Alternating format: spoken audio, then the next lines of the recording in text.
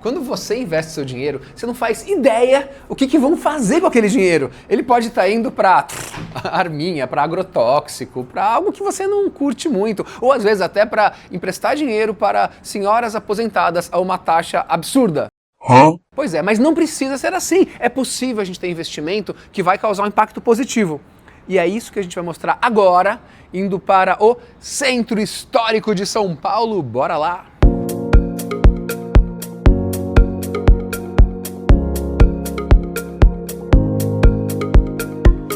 Primeira coisa importante, você tem que fazer o máximo que puder para ser uma investidora ou um investidor. E isso não é papo de coach, não. É para sua segurança. E o que é investir? É você pegar o seu dinheiro, colocar em algum lugar para que ele renda e que no futuro você tenha mais dinheiro. Isso é importante, porque você não sabe se você vai ter renda no futuro, se vai ter aposentadoria, se você vai precisar desse dinheiro depois. Então, sempre que possível, pegue uma parte do seu dinheiro, rendimento, enfim, coloque em algo para retornar depois. Isso é investimento, tá? Então todo mundo tem que investir sempre que puder. Obviamente que tem épocas na sua vida que não vai conseguir investir e tudo bem, né? E nessa época, talvez você tenha que usar os investimentos passados que você fez, caso você tenha guardado. Mas vamos lá. E uma das coisas que as pessoas têm muita curiosidade ou até desejo é investimento imobiliário. Por quê? Porque investimento imobiliário, tem um prédio construindo aqui, é um investimento seguro, porque tem um imóvel lá, em última instância vai ter um prédio, vai ter uma casa, vai ter alguma coisa. E eu vou explicar agora parou o carro aqui, quais são os tipos de investimento imobiliário que existem de uma forma super simples para você, tá bom? Vamos lá. Primeira coisa, comprar apartamento. E aqui eu não estou falando apartamento para morar. Apartamento para morar é outro papo que a gente pode falar depois. Aqui é investimento, você colocar o dinheiro lá para receber esse dinheiro depois. Comprar um apartamento tem algumas questões. Uma, você tem que ter muito dinheiro. Pô, tá sobrando dinheiro suficiente para você comprar um apartamento inteiro? Não, então esquece essa opção. Tá, ok, você tem o dinheiro suficiente para comprar um apartamento como investimento. O que você tem que ver? Você vai comprar esse apartamento para alugá-lo e depois eventualmente vendê-lo. O valor do aluguel, hoje em dia, ele está baixo. Ele está baixo comparado com outras opções de investimento. Por exemplo, a Selic agora, nesse exato momento, está quase 15%. E o aluguel está 0,5% ao mês. Então vai dar 6% ao ano. Então o aluguel está baixo, não vale tanto a pena. E fora que no rendimento do aluguel você vai pagar imposto, tal. Então, comprar um apartamento só vale muito a pena se de repente você acha assim, esse lugar vai valorizar demais. Vai valorizar muito. Então eu vou comprar um apartamento na planta, como está construindo aqui, para depois eu conseguir vender. Então é uma forma de investimento, mas tem as suas restrições todas que eu acabei de falar. Então esse é o primeiro. Segunda forma de investimento, fundos imobiliários. Qual que é a grande vantagem de um fundo imobiliário? Você pode comprar uma cota pequena, R$1.000, R$2.000, R$5.000, diferente do apartamento, que você tem que comprar 200, 300, 400 mil reais. Então, o fundo imobiliário, você compra na bolsa, voltando a andar aqui, você compra na bolsa e pode fazer pequenos investimentos, e ele tem uma coisa legal, que ele é isento de imposto de renda. Então, toda a rentabilidade que você receber é ótimo, que você não vai pagar imposto de renda. Tem dois tipos de fundo imobiliário, tá? Um tipo de fundo imobiliário que ele vai comprar coisas de tijolo, que é escritório, que é prédio residencial. Ele vai comprar isso daqui e você vai receber o quê? O aluguel. Vai comprar shopping center, isso vai receber aluguel. Mas qual que é o problema atual dos fundos imobiliários que fazem isso? O aluguel, que eu acabei de falar, o aluguel está baixo. O segundo tipo de fundo imobiliário é o fundo que compra CRI. Uau, o que é CRI? CRI é uma dívida imobiliária. Então vamos lá. Você vai lá e empresta dinheiro para construir um prédio, você empresta dinheiro para construir um shopping, você empresta dinheiro para construir um galpão, que seja, você vai emprestar dinheiro para alguém. Então é uma dívida. O primeiro fundo que eu falei, que é você compra um prédio, você compra um shopping, então não tem dívida, você é dono do shopping. Esse aqui tem um outro dono que vai pegar dinheiro emprestado com você. Então o CRI é você emprestar dinheiro para o dono do imóvel. Olha que coisa, você quer emprestar dinheiro para o dono do imóvel? É interessante isso. Tá, por que é bom um fundo de CRIs, por exemplo? Porque daí você tem uma garantia imobiliária e você já sabe qual é a sua taxa de juros. Mas o que aconteceu com os fundos imobiliários nos últimos anos? Como teve muita mudança de taxa de juros, a taxa de juros subiu muito, tem vários CRIs antigos que tem lá que tem taxas mais baixas. E com isso, os fundos imobiliários, eles tiveram muita oscilação, foram uma montanha-russa. Em 2024, o IFIX, que é o índice que mede a rentabilidade dos principais fundos imobiliários, ele caiu quase 6%. O que quer dizer isso? Se você colocou o dinheiro em fundos imobiliários em 2024, no final do ano você tinha menos dinheiro que você colocou. Então você perdeu dinheiro. Se tivesse deixado o dinheiro embaixo do colchão, teria sido melhor, né? E tem muita coisa boa que você pode investir. Então, fundo imobiliário pode ser bom? Pode ser ruim? Pode. E nos últimos anos tem sido uma montanha-russa. E o terceiro tipo de investimento imobiliário, que é o que vamos falar aqui, que a Gaia faz, é o CRI diretamente, não via fundo, é o CRI diretamente. Então é uma dívida imobiliária. Agora a gente vai lá para o centro para mostrar um prédio, já vou dar um spoiler agora, que já existe esse prédio, ele é subutilizado comercialmente, tal, e os donos do prédio, que é uma incorporadora, bem bacana inclusive, eles são especializados em retrofit, que é pegar um prédio e manter a característica arquitetônica dele, mas mudar tudo por dentro, mudar a questão elétrica, hidráulica, o layout dos apartamentos, vai mudar tudo dentro, vai modernizar ele por dentro. Então eles fazem assim, eles pegam uma dívida, você empresta dinheiro para eles vão dar uma bela reformada naquele prédio, deixar ele novinho, mas com as características originais por fora, e vão vender os apartamentos. Só questão de dívida para isso. E o que a gente vai fazer? A gente vai emprestar dinheiro para eles. Então você vai emprestar dinheiro para eles fazerem essas mudanças, eles vão vender os apartamentos e depois eles devolvem o dinheiro. Olha que bacana. Qual que é o risco? O risco é não vender apartamento. Poxa, e aí?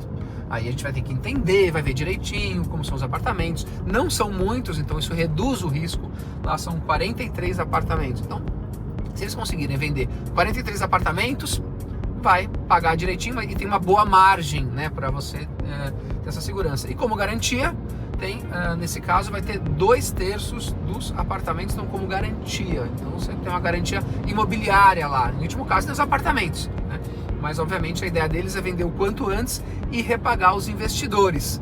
Então esse investimento, por que ele é super legal? Primeiro, tem uma garantia imobiliária. 2, um lugar super bem localizado que vocês vão ver agora. Vamos passear um pouquinho no centro para vocês conhecerem um pouco mais. E 3, pega um lugar que não está sendo utilizado e vai levar gente, vai levar vida para morar lá, pessoas de classe média para morar nesse lugar. E com pouquíssima pegada ambiental, né? Eles fizeram um prédio recente em que o impacto ambiental foi 95% menor do que a construção de um prédio novo. Olha só. Porque um prédio novo você construir, vai ter uma pegada ambiental grande. Nesse caso, você vai requalificar algo que já existe. E no centro de São Paulo tem vários prédios que poderiam passar por isso. Então, seu dinheiro está fomentando algo bacana, né? Fomentando moradia para classe média, no centro de São Paulo, barari, barará. Então, vamos lá com a gente. Estamos chegando no centro de São Paulo.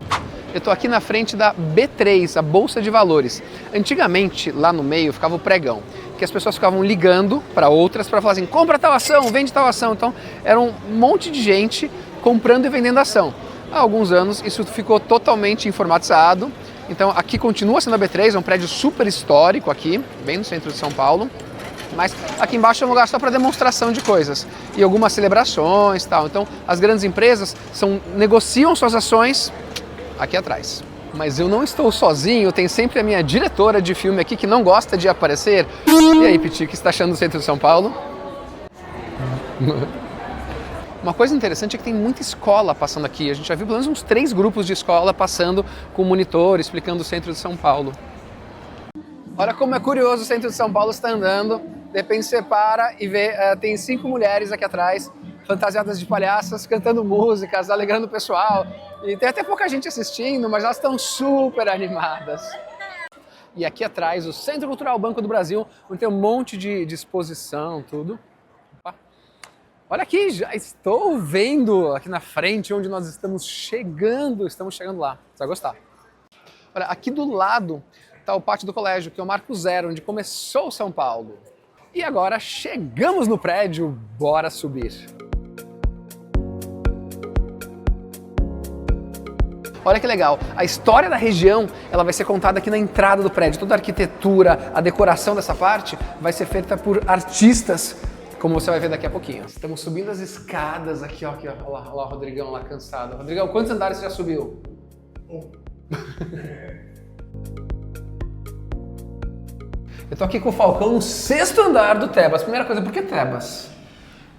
Por conta da história do Lago da Misericórdia, né? Aqui foi construída a primeira fonte de água pública, que foi projetada e construída por Joaquim Pinto de Oliveira, que foi considerado o primeiro arquiteto negro da nossa história, e por ser muito bom no que fazia, do ponto de vista construtivo e de projetos, ele era conhecido como Tebas, assim como outros afro-brasileiros que vinham para cá e que tinham nos seus trabalhos manuais, eram muito bons nos seus trabalhos manuais e eram considerado um Tebas. O Chafariz da Misericórdia foi o primeiro sistema público de abastecimento da cidade de São Paulo. Da cidade de São Paulo. Tanto de água quanto de esgoto foi concebido por Joaquim Pinto de Oliveira. Então, tipo, é uma transformação. Pegar um prédio que tinha um nome de quem, de alguma forma, se beneficiava da exploração e levantar o nome de quem trabalhou e construiu para ressignificar esse lugar. Exatamente. Eu acho que, e além disso, João, é fazer o resgate dessa história e contar efetivamente essa história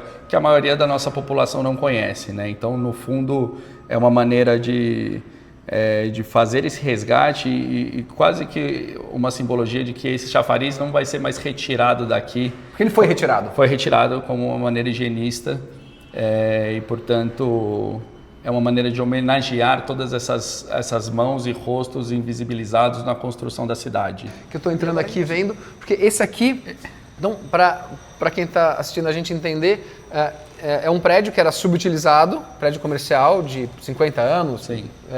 E que, enquanto ele não tem essa reforma, né, esse retrofit que a gente vai falar um pouco, vocês estão usando ele como um lugar de resistência cultural. Um lugar de resistência cultural, e eu acho que aqui o mais importante é que a gente trata de passado, presente e de futuro, né?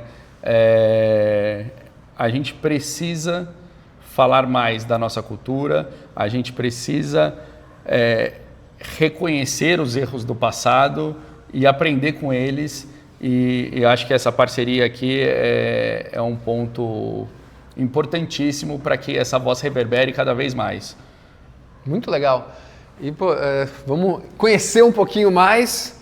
E temos aqui o Ramo para mostrar pra gente. Eu vou falar com o artista, né? Esse é... Tudo bem, Ramo? Sou fã de carteirinha, viu?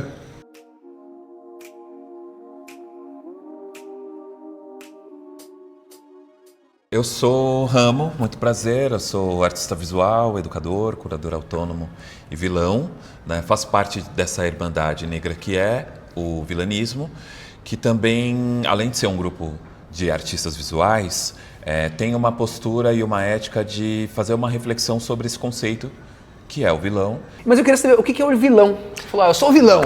Aí a gente aprende que vilão é uma coisa que não é boa. Uhum.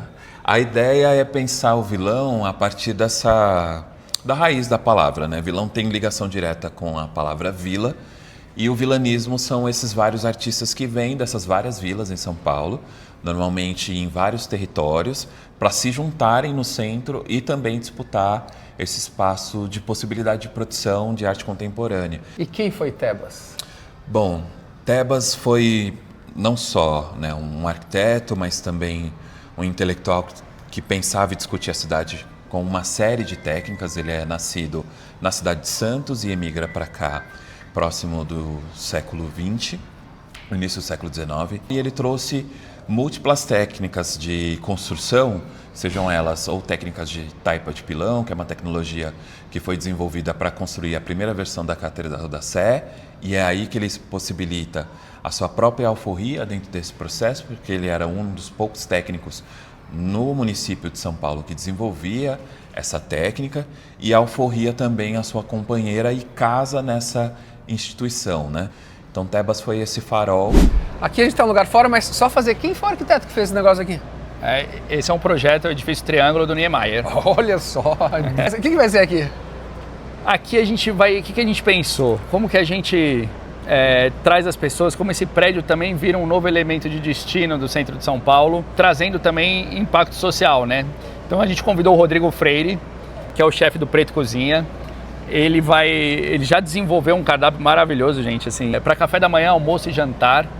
E aqui vai ser quase que uma calçada suspensa, João. Então esse espaço todo vai ser um espaço aberto, onde as pessoas podem subir, é um espaço público-privado, ou seja, não só quem mora mas quem vem de fora também pode usufruir aqui, tomar café da manhã, almoçar, jantar. Exatamente. Então a gente tem um espaço externo com essa calçada suspensa e a gente tem no segundo andar o restaurante, né? Então o salão do restaurante vai ficar aqui no segundo andar. Tá. O primeiro andar a gente tem uma cozinha de produção e a metade desse andar vai ser um espaço para que a gente tenha uma agenda de curadoria para novos artistas negros, artistas negras que possam trazer seus trabalhos para cá e também, obviamente, trazer a música, né? Então, quando a gente fala de arte, é trazer essa agenda de arte e cultura afro-brasileira também aqui para o Tebas e que a gente fomente cada vez mais e continue esse diálogo e esse resgate da memória, né? Que já existe. Porque eu fiquei sabendo que no outro prédio de vocês, o impacto ambiental foi 95% menor do que se você construísse o prédio. Se construísse um prédio do zero, exatamente. O retrofit por si só, é por isso que a gente, né, gosta de usar uma frase que não foi a gente que criou, mas assim, o edifício mais sustentável é aquele que já existe.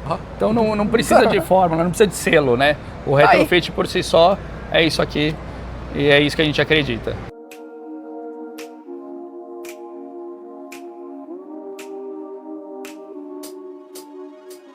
Falcão, o que é isso aqui tudo? Isso aqui é um laboratório que a gente faz a partir das nossas parcerias. Então aqui a gente está uma parceria com o Paulo e com o time da Curality para começar a produzir protótipos junto com a curadoria do Coletivo Coletores e do Vilanismo, que vão ser parte da entrega, não só do empreendimento, mas uma opção para que os compradores possam escolher obras desses artistas, né, e possam mobiliar seus apartamentos a partir dessa união, desse esforço coletivo em trazer a tecnologia como aliada da arte e entregar um produto diferente, que nunca vimos nada parecido no mercado, para o cliente final, para o morador. Estamos no terceiro andar do Tebas. O que era aqui, Falcão? Aqui originalmente eram 2 conjuntos, salas comerciais. Então aqui vão ser, vai ter um apartamento aqui. Onde que é o apartamento? Basicamente ele segue essas estruturas, as janelas, né? Então a cada janela nós temos um apartamento tipo estúdio no centro, né? As unidades de meio são os estúdios de aproximadamente 33 metros e aqui nas extremidades nós temos os apartamentos de um dormitório que tem ventilação cruzada, ou seja, essas paredes abrem, então todo o apartamento tem ventilação, super iluminado, com uma baita vista. Nossa. E uma novidade aqui, João, assim, a gente está sempre pensando em também como promover a habitação social, a habitação popular. Aqui não foi possível fazer o prédio 100%, mas nós fizemos uma parceria com o Fundo Fica, que é uma associação sem fins lucrativos. Grande Renato Cimbalista, não é do Cimbalista, porque uma associação não tem dono, mas... E que eles olham bastante para essa coisa da locação social, então nós discutimos bastante, eles fizeram a aquisição a um preço reduzido e parte da subvenção da prefeitura a gente está revertendo também para o complemento da aquisição dessa unidade. Vou falar do Fica rapidamente. Fica é uma associação que tem hoje aproximadamente 40 imóveis em São Paulo e que cobra um aluguel super subsidiado de 0 a 40% do valor de mercado daquilo lá e proporciona para que as pessoas consigam viver com dignidade num preço que elas consigam pagar, né? É isso. E aqui vai ter um apartamento do Fica, então aqui vai ser um Fica. Exatamente aqui, com essa vista, hein? Nossa, que maravilhoso, olha, é maravilhoso. O que você faz aqui, que um retrofit, ele reforma tudo por dentro aqui, né? Sim. Então você vai colocar parede, vai colocar hidráulica, elétrica. Como que é feita essa obra num prédio que já existe? Bom, acho que primeiro a gente faz todo o escaneamento do prédio, né, por nuvem de pontos, então entende milimetricamente cada espaço que está aqui, depois a gente faz uma avaliação das estruturas, tira corpo de prova, vê se está adequado ao projeto que a gente pretende fazer e a partir daí a gente desenvolve os projetos, mas o retrofit no nosso olhar é justamente renovar tudo que tem no prédio, né? Aproveita-se a estrutura e você adapta as unidades, as necessidades da vida contemporânea, mas traz tudo que tem mais de novo, mais moderno, que atende ou que supera ou que se estabelece nas normas técnicas, é o que a gente traz para os projetos da Soma Uma. Então, você transforma um prédio que tem uma estrutura antiga num prédio novo, mantendo o original, especialmente da parte externa, mas em termos de segurança. fica um prédio novo, super seguro? Fica um prédio novo super seguro e ainda tem um benefício, né? Porque antigamente as estruturas eram muito mais robustas do que são hoje em dia. É verdade, né? hoje é verdade. Então, tecnicamente, você tem um prédio ainda mais seguro, com mobilidade, né? Nós estamos falando que estamos no centro de São Paulo, então muito perto dos modais de transporte. Hoje muito se fala na cidade de 15 minutos, então aqui você está perto de emprego, está perto de serviço, perto de tudo. Restaurante, bar, loja... O que você precisar tem aqui no centro, então a ideia é que cada vez mais a gente consiga trazer as pessoas para morar aqui, trabalhar, empreender, enfim, é parte do nosso trabalho como Soma Uma e principalmente como cidadão. Demos uma pausa para almoçar na frente do Tebas, num lugar chamado Casa de Francisca. É um prédio, um palacete de 1910, com o Rodrigão. Olha a diferença, gente. Porra, Rodrigão, aqui, ó. Aqui é comidinha natural, tal. Tá certo que eu tenho 15 anos a mais que o Rodrigão. É carne, batata frita e salada.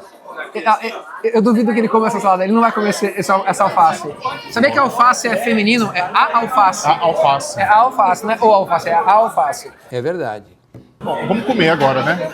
Estamos aqui na cobertura do prédio, do lado da seta, aqui, ó, do ladinho. Falcão, o que vai ter aqui? Bom, aqui a gente vai ter uma releitura do que são as casas dos zeladores do centro de São Paulo. Então aqui antigamente era a casa do zelador, e a gente vai transformar numa casa suspensa, com vista para a cidade, para que as pessoas possam conhecer um pouco da cidade de outro ângulo.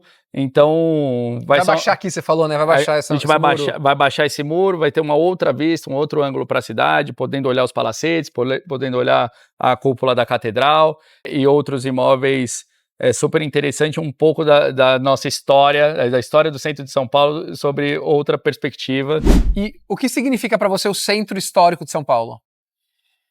O centro histórico é uma coisa muito particular, porque eu frequentei isso desde criança e eu acho que nós, como cidadãos, quando viajamos para fora, valorizamos muito a cultura, a história, queremos conhecer a história daquele lugar, e eu vejo isso muito pouco aqui no Brasil.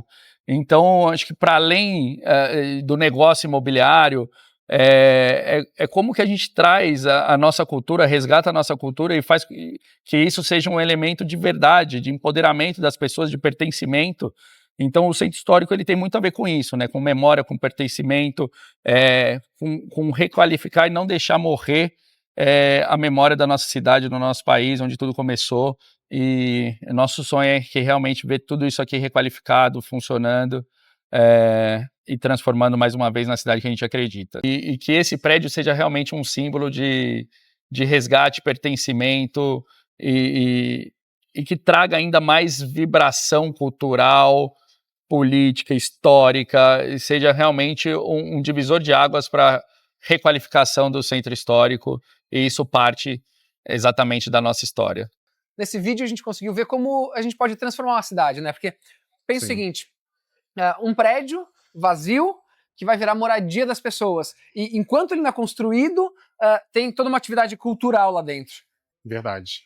É um projeto emblemático de modo geral, né, João? Que é um resgate de um edifício subutilizado no coração do centro de São Paulo e que a gente resgata toda a história dele, tem um resgate cultural também.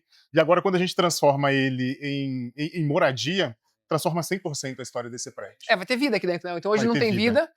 Hoje tem muito pouca vida, e a vida que tem hoje aqui, ela é pulsante, mas ela é temporária por conta da questão cultural. Perfeito. Como a gente viu o Ramo trabalhando aqui. Então acho que, assim, como reflexão, a gente pode mudar a cidade de São Paulo, a gente pode mudar as outras cidades do Brasil, e o nosso investimento importa. Tudo isso aqui vai virar daqui a pouquinho um investimento para que pessoas possam investir a partir de R$1.000 nessa reforma, que vai vender as unidades, vai voltar o dinheiro para as pessoas. Então, olha que coisa incrível quando o seu dinheiro faz um impacto positivo no centro de São Paulo. Várias pessoas vão morar aqui, várias famílias, várias pessoas vão comer nesse restaurante aqui do lado. Consegue fazer um mundo melhor quando a gente se organiza de forma coletiva em prol do bem comum. Então, aqui todo mundo vai ganhar, a cidade ganha, investidor ganha, morador ganha, restaurante ganha, e a cultura negra sendo valorizada, né? Então, todos as obras de arte aqui dentro também, que vêm de pessoas negras, né? Então isso é muito legal. E, pô, se você gostou desse vídeo, o que a pessoa tem que fazer? investir. Não, isso tá, Não era é para investir também. Curtir o canal. Ativar as notificações e comentar se você gostou. E se inscreve antes de ativar as notificações, tá? Então, se você gostou desse vídeo, você curte, comenta, se inscreve no nosso canal e ativa as... Notificações. E compartilha muito, muito. Boa, valeu, Rodrigão! Valeu, João. Se você investe aqui, o seu dinheiro rende, você tem uma garantia imobiliária e você pode fazer história, participar da história. Participe.